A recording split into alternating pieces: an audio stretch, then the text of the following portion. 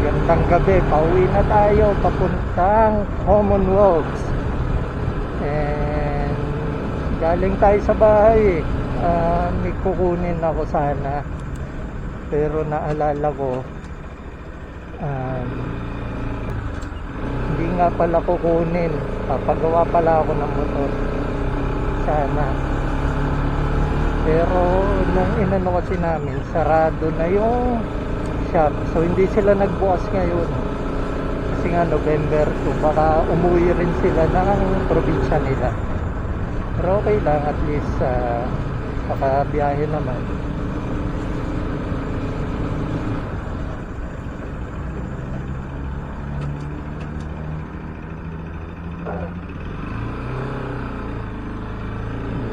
Pinakamataas na hams.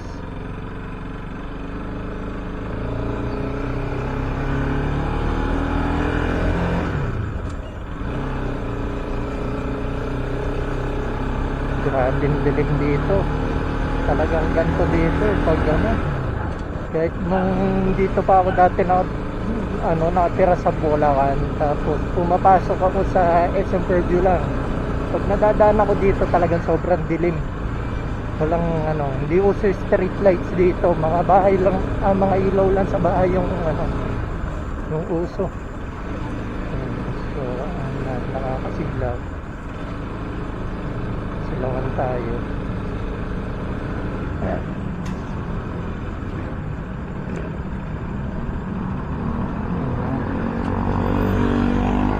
Hindi ko lang kung mag-ano tayo, malaria. Pero wow.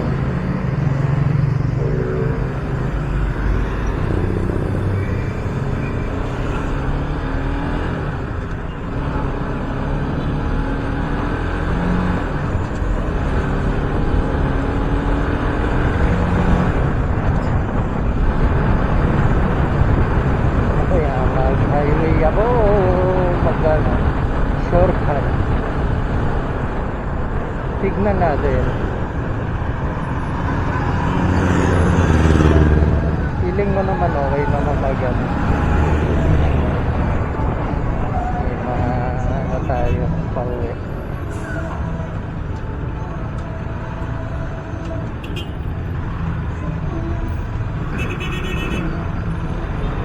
Nadaan na tayo.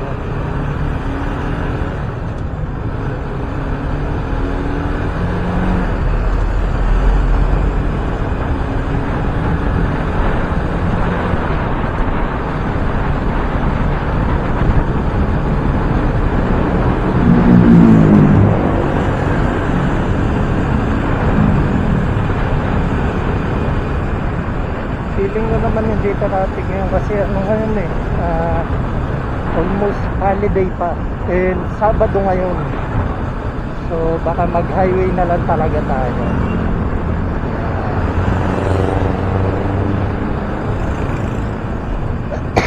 So pag nag highway tayo, makasort ka tayo ng Lagro. And hopefully sana walang checkpoint, kasi pag may checkpoint another traffic yan Dito lang naman lagi may traffic sa part na to ng Bulacan, yung boundary ng Caloocan sa Bulacan. Doon lang naman lagi nagsi-checkpoint. Di ko na rin binuksan yung ilaw ko, yung underglow light, kasi mahirap na mamaya meron aberya pa. Pero walang checkpoint ngayon.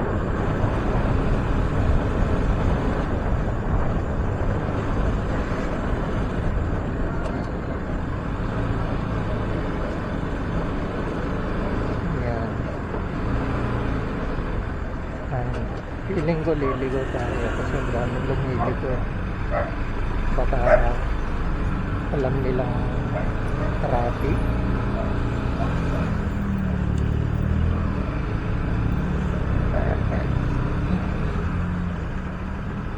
Sumunod na tayo dito kasi doon pa lang marami nang lumiligo. Ito katulad nito, may ano pa, may bus pa.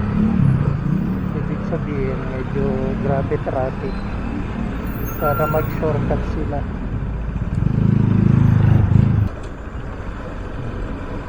Dito tayo.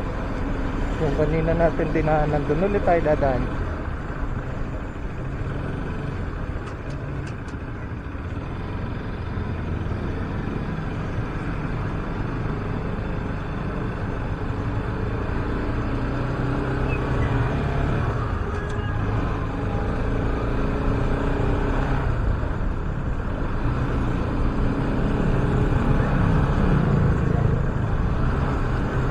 Dito sila.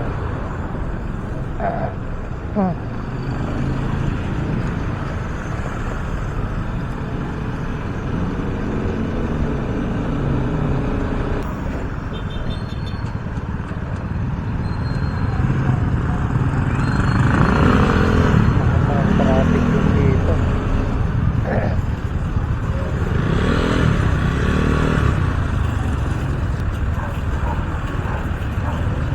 Oo nga pala, naalala ko, may ginagawa pala dito.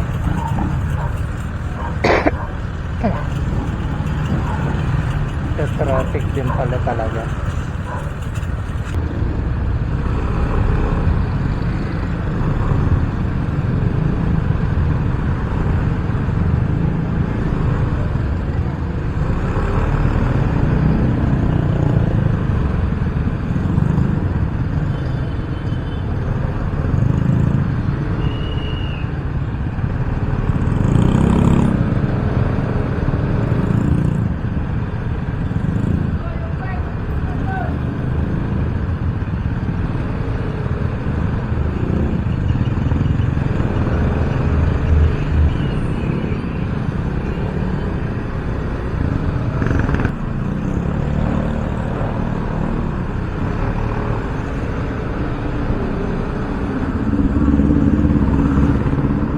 Ibang itsura dito pag gabi. Parang ano.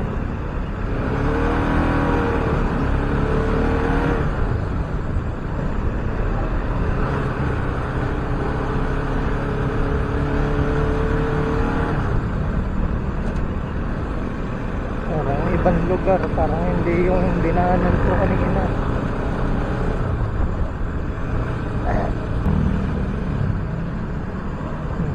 Ganda na ito yung ano na ito. Kaso walang parking. Kailanganin pag ano, diyan ka nagkumain.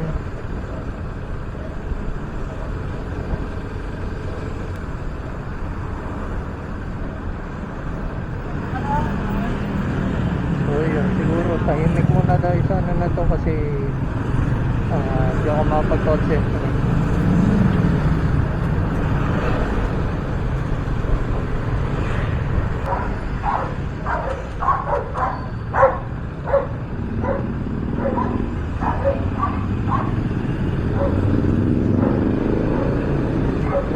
Dire-diretso pa rin tayo. Hindi ko alam yung daan doon, pero alam ko diretso rin sa party yun. Pero dito tayo sa alam natin.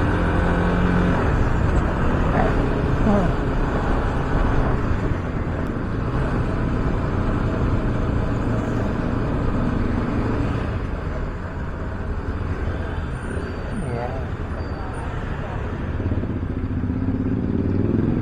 Ang ganda na itong coffee shop na ito. Kita ba? Kita naman siguro yun sa vlog. Aesthetics.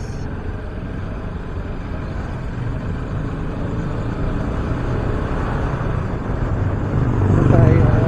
Dire-diretso lang tayo. Nakakasilaw. Nakita na sa lamin yung ano. Bulag ng bulag eh.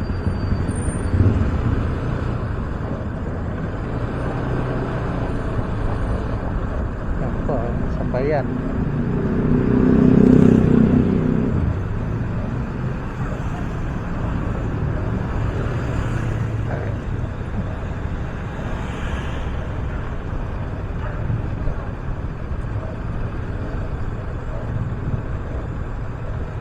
Ito, may mga lumiligo dito eh, pero hindi ko alam yung daan na yan eh. Dito tayo sa alam ko yung dire-diretso.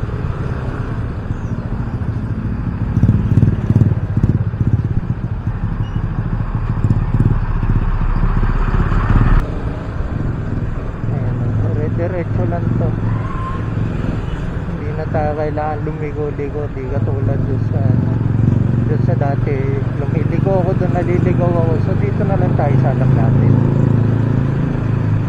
Parehas lang naman yata ito. Ayun nga lang, medyo ano to, medyo mas mahaba pero mas secure, mas alam natin. Saka gabi na eh, hindi ko alam doon eh. Kung kabisado ko doon, doon ako dadaan syempre. Yung pusa. Dito ako na masagasahan, na-double din. Ayun o, dito yung labas nun, nung kaninan din. Yung nilikuan nila, yung mga ano, yung mga hindi dumiretso. Dito lang tayo sa alam natin daan.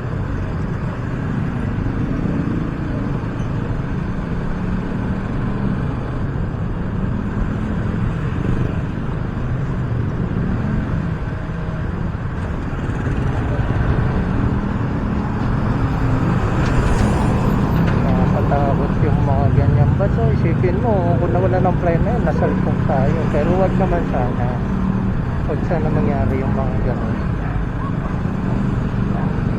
Kaya dapat syempre kung nagmomotor ka ay drive ka ng ganyan, saka yung mga company niyan dapat talaga is sinecheck nila yan periodically, or kung kaya araw-araw. Kung hindi naman, kahit siguro linggo-linggo na. Ayun na yung pinakamaganda doon. Parang less burden kasi kada linggo mo na lang i-check eh. Kasi ang araw-araw. Pero normally talaga, araw-araw. Kada alis. Yun, itong sa Barte Road na ito eh. Dito tayo sa alam natin. Huwag na tayo dumaan dito sa hindi natin alam na daan. Yun nga tayo nililikuan ko.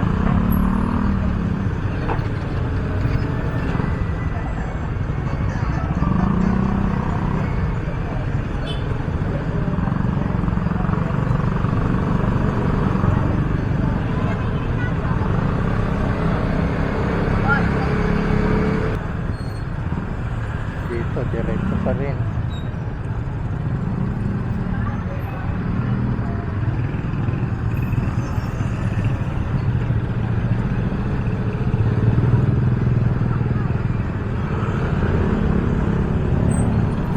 Pag diniretso mo to lang ko sa Barte na to, walang labis, walang kulang.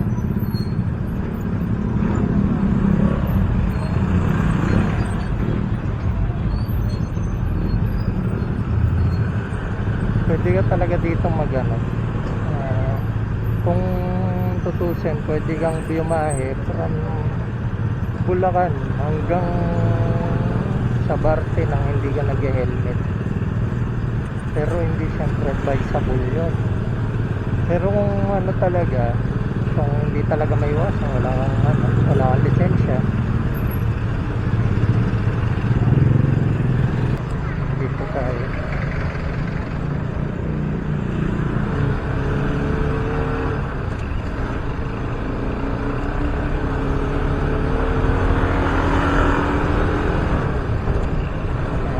Tulad yung mga yan, hindi na naka-helmet yan.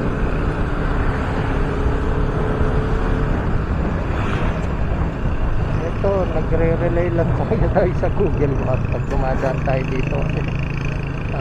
Unfamiliar talaga to kahit may ilang times ko nang nadaanan. Hindi ko siya makabisado. Hindi siya katulad ng mga daan sa, sa District 3, yung mga daan sa District 2 na madali. Dito nakakalito kasi ang lilit ang daan, tapos puro pasikot-sikot, hindi sila yung dire-diretso lang. So never ko nakabisado to. Ayan, dito, ito medyo alam mo na to, diretso daw yan is sa Barte Road.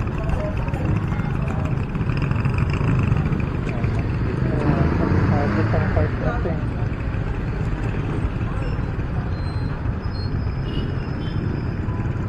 Puti. dito, doon tayo lalabas. So, dito na lang tayo sa Regalado. Sa likod. Ligo tayo dyan.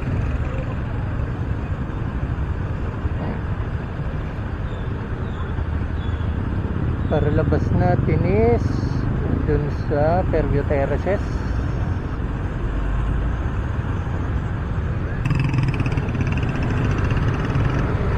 Ligo tayo. So, dapat na tayo.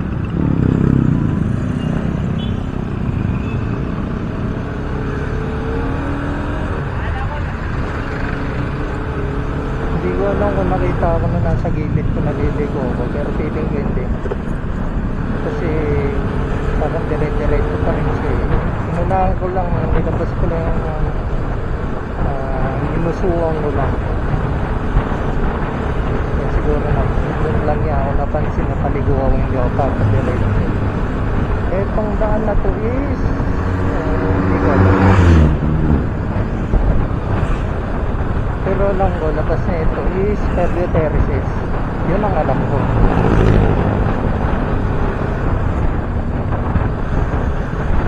Naalala ko is dito ako dati nag-practice ng driving ng motorcycle. Parang dito kami banda dinala. Ayan o, kasi naalala ko itong tulay na to. Pero hindi ko alam kung saan yung exact place kung saan kami nag-aaral ng motor.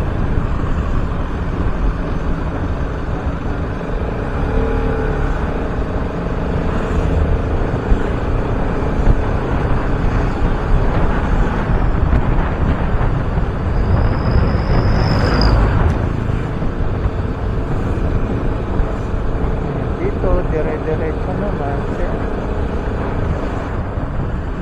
mahirap na rin. Open na natin ito kasi ang hina talaga ng ilaw na ito eh.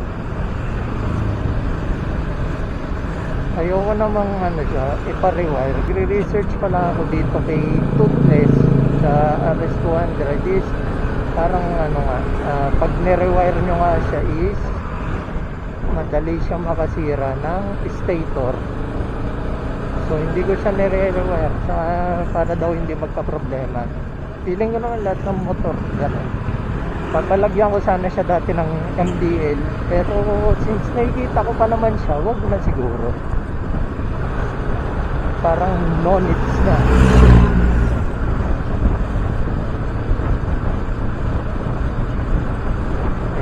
Siguro kung nakikita ko nung nagtuturo sa akin dati ng mag-drive ng motor, yung instructor ko dun sa sa driving school, matutuwa yun kasi tinuro lang nila kung paano ka papasa. Tinuro nila kung paano ka papasa sa exam ng LTO, pero never nilang tinuro kung paano ka mag-drive ng motor. Naalala ko nga dati nung nag-enroll ako sa kanila, ang unang pinagawa sa akin is sabi nila try mong gawin to, mag-8 ka doon sa track. 2-0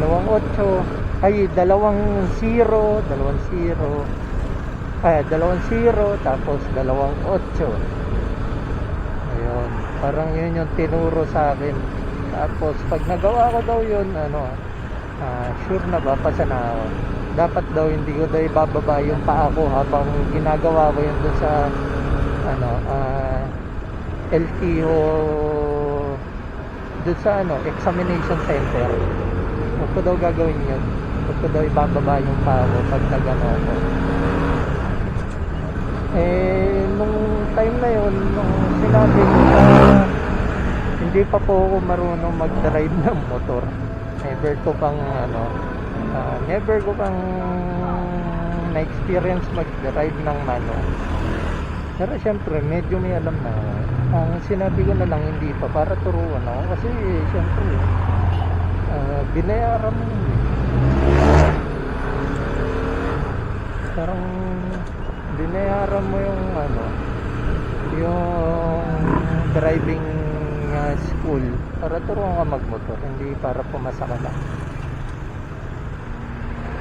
So yun, una tinuruan ako paano tansya ng clutch, kung paano magtimpla ng makina. Yun, sabi, pag nagano ka, pag in-start mo, primera lagi daw. Ayun yung mga natutunan. Magpiprimera ka, tapos dahan-dahan lang daw yung pagbitaw ng pagtaas ng RPM. So huwag daw bibiglayin kasi kung daw, baka daw tumaas yung harapan ng motor yun. Ayun, yun yung natutunan ko.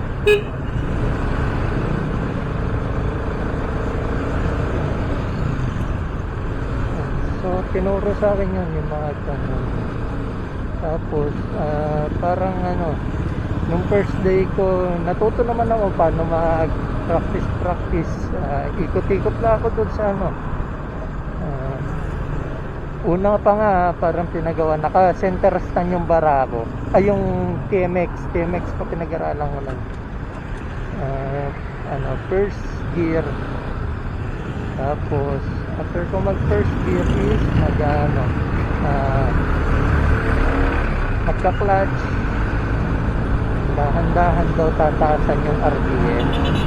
Tapos, steady ko lang daw sa 2,000.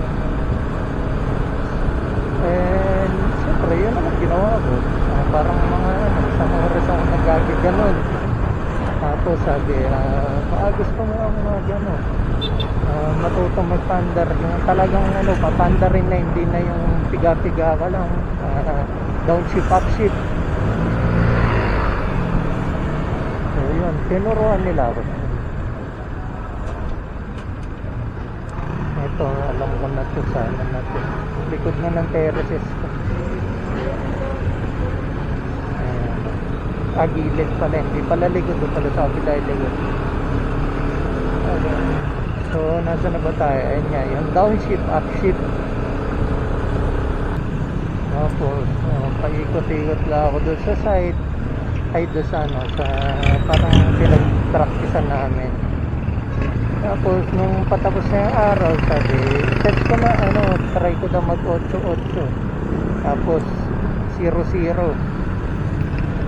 So nag nag 8-8, 0-0. Hindi ko talaga kaya ginawa ko pa is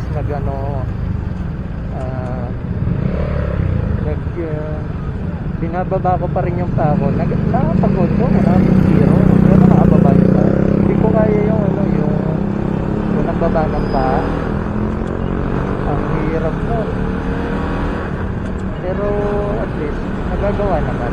Tuwa-tuwa nga ako nun. Nautak kong yun. Tapos kinabukasan, kasi 3 days yung parang doon learning curve. Parang dapat matuto ka within 3 days. Kasi yun nga lang yung binayad. Pero yung second day, parang medyo tinuruan na dito. Parang pinaulit na ang ginagawa sa akin. Isang oras downshift upshift. Tapos isang oras isang oras ikot-ikot. Tapos pagkatapos ng araw, na yung parang exam 8-8, 0-0 ulit. Doon ako nagka-problema nung second try ko. Parang medyo napapalakas yung piga ko. Hindi ko alam kung bakit ganun, pero medyo medyo nagka-problema ako nung second day. So third day pinabalik ako. Parang sabi, hindi parang aral ka pa ulit. Tapos sa third day, ganun ulit, parang nagka-problema rin ako. Tapos tinanong ako ng instructor kung magano daw ako, kung paano nga ba yung pagkakasabi niya, kung kaya ko na daw ba. Sabi ko, medyo nahirapan ako. Tapos sabi niya, kasi yung yung parang pag-aaral ko is 3 days lang. And since 3 days lang yung aral ko, parang kung mag-extend pa daw ako, magbabayad daw panibago.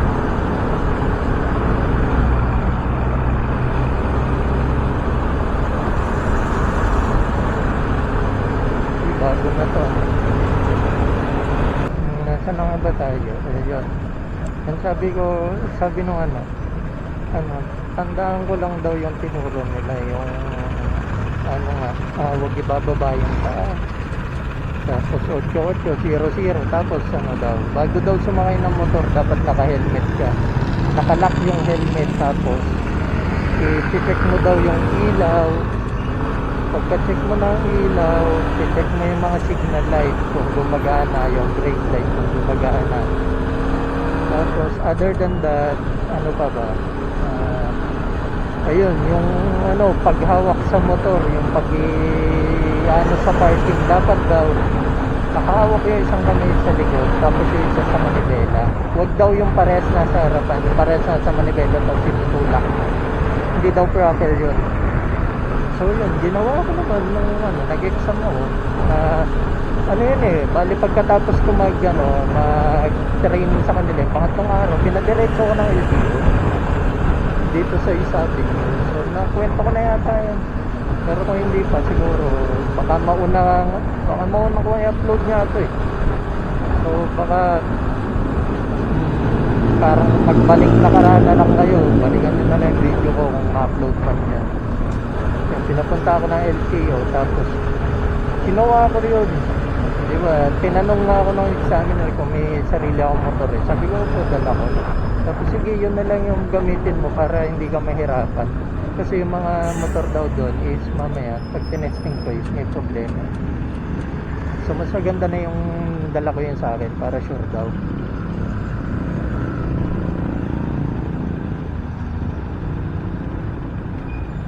So ayun, ginawa ko yung nag-signal light, check brake light, yung busina, nagbusina ako bago ako umalis. Tapos yung side stand, yung helmet, lahat nakala.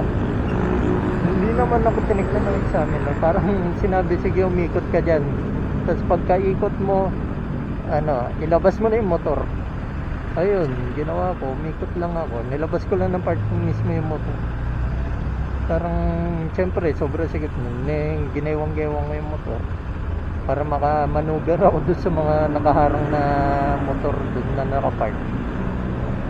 Tapos pagkaalis ko doon, umikot na ako, mabagal lang talaga ikot ko. Parang one time lang yata ako pinaikot, hindi ko maalala, one time, two time.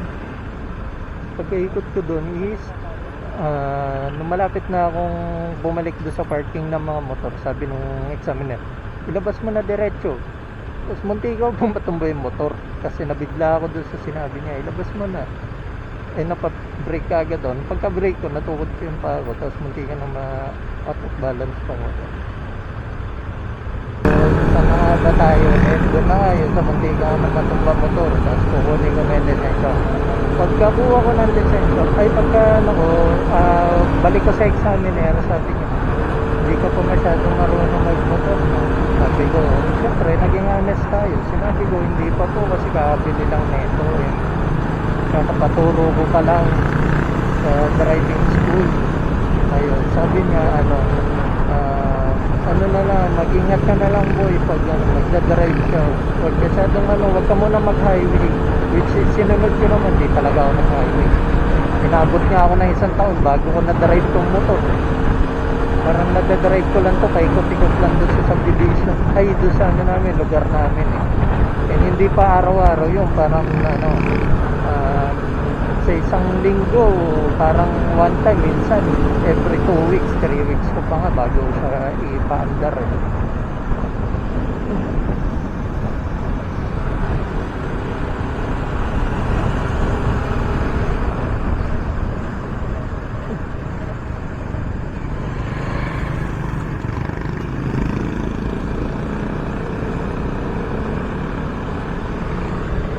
Lumagpas ako, pero okay lang, doon na lang tayo liligo.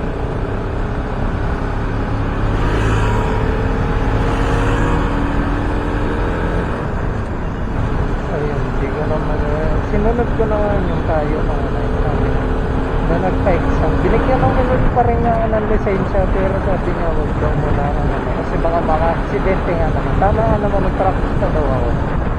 So yun yung ginawa ko, nag-practice ako na nag-practice. hanggang sa natuto talaga ako magmotor. Una, dun lang ako sa ano namin, sa lugar, tapos nauwi sa subdivision. After sa subdivision, syempre is saka ako niyaya ako magbiyahe-biyahe sa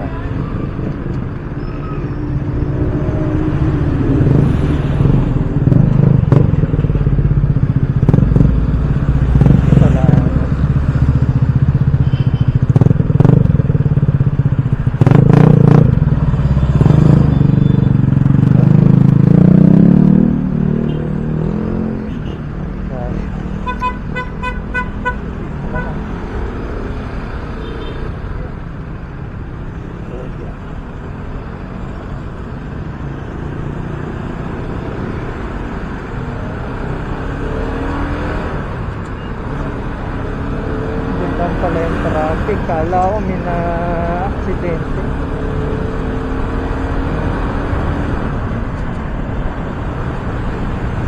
So yun, nung una ako natutong yung unang long ride ko nga is nung sinama nga ako sa Maramo, parang nakwento ko na rin yata ano yun, nakababad ako sa third gear nun. Kaya yung pinakauna ko manayo, tapos niyaya naman ako kung saan. Pero hindi pa rin ako masyadong palabiyahin nun.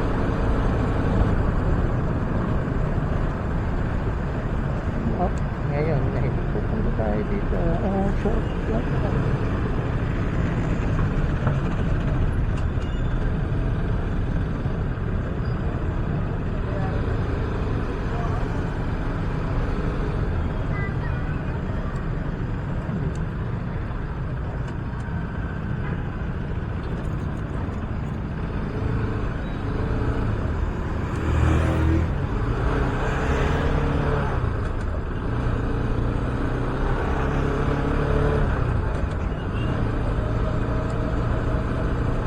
Siguro guys, dito ko natatapusin yung vlog. Ayun, yung ganda nun. Kasi babalik pa ako doon sa bahay ng girlfriend ko. Naiwan ko yung electric fan, comfortable and alam ko namimiss na ako nun. Kaya kailangan kong puntahan para makiss natin siya.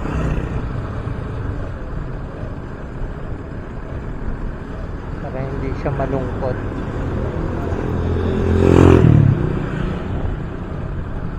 Pagkapis ko sa kanya, uwi na ako.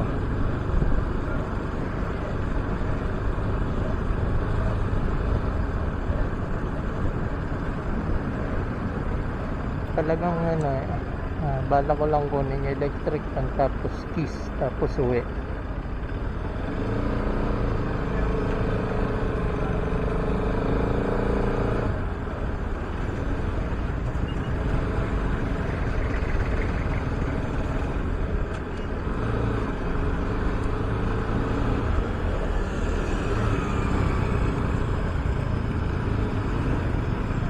So yun, dito natatapusin yung yung vlog. So malapit na ako sa ano. So bye bye guys.